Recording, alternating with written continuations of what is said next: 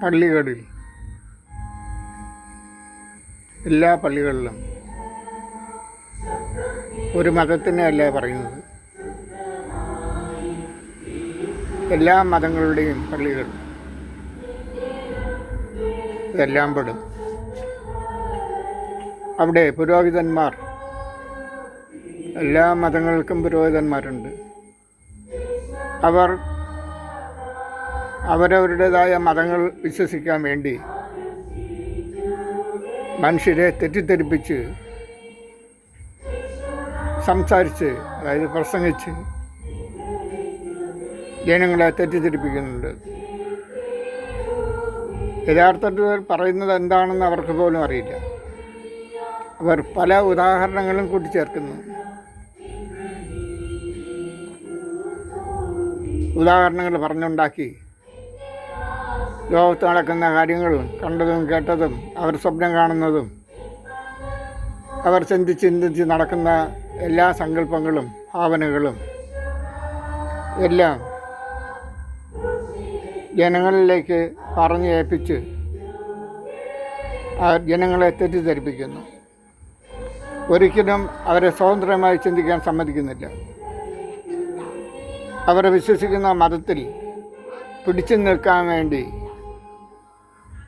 പിന്തിരിയാതെ അതിൽ ഉറച്ചു നിൽക്കാൻ വേണ്ടി ഉള്ള എല്ലാ വക്രബുദ്ധിയും ഏത് തരത്തിൽ അവരെ പിടിച്ചു നിർത്താമോ ഒരു തരത്തിലും മാറിപ്പോകാതിരിക്കാൻ സോഷ്യൽ മീഡിയകൾ വഴിയോ മറ്റേതെങ്കിലും വഴി കേൾക്കുന്ന സത്യങ്ങൾ മനസ്സിലാക്കി അവർ മാറാതിരിക്കാൻ വേണ്ടി ഇക്കൂട്ടർ വളരെയധികം ശ്രദ്ധിക്കുന്നുണ്ട്.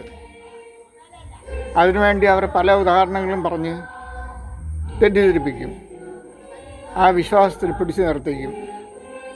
ഏത് കാരണവശാലും അവർ നേരായ വഴി ചിന്തിക്കരുത്, സത്യം കണ്ടുപിടിക്കരുത്. സത്യം കണ്ടുപിടിച്ച് അവർ നിൽക്കുന്ന അവരുടെ സ്ഥാപനത്തിലെ എണ്ണം കുറയരുത്. അതിനുവേണ്ടി എന്ത് ത്യാഗവും. അവരെ മനുഷ്യരെ ഫ്രീ ആയിട്ട് വിടുന്നില്ല. നിങ്ങൾ സത്യം കണ്ടുപിടിക്കൂ. ഏതോ കാലത്ത് 1000-10,000 വർഷങ്ങൾക്ക് മുമ്പ് നടന്ന സംഭവങ്ങളായിരിക്കാനില്ലാത്തതാകാം, കഥകളാകാം, ഭാവനകളാകാം, സങ്കല്പങ്ങളാകാം. എന്തായാലും ഇരുളിൻ്റെ കാലത്ത് നടന്ന ആ അനാചാരങ്ങൾ ഈ 5000-10,000 വർഷങ്ങൾക്ക് ശേഷം ഇന്നും നിലനിൽക്കുന്നു. അത് ശരീരം കണ്ടുപിടിച്ച് മനുഷ്യൻ വളർന്ന് ഉന്നതമായ കാര്യങ്ങളിലെത്തി. സയൻസിൻ്റെ കണ്ടുപിടുത്തങ്ങൾ ഒരു ശരീരം എത്ര വർഷം പഴക്കമുണ്ടെന്നും അതിൽ നിന്ന് കിട്ടുന്ന എല്ല് കഷ്ണം എത്ര വർഷം പഴക്കമുണ്ടെന്നും കണ്ടുപിടിക്കാവുന്ന ഒരു കാലഘട്ടത്തിലേക്ക് എത്തിയിരിക്കുന്ന ഈ സമയത്ത് അവന് നേരായ വഴി ചിന്തിക്കാൻ ഇക്കൂട്ടർ വിടുന്നില്ല. ചിന്തിച്ചു നോക്ക് സ്വയം, ശരിയല്ലേ? നിങ്ങളെ ഇല്ലാതാക്കുന്നത് ആരാണ്?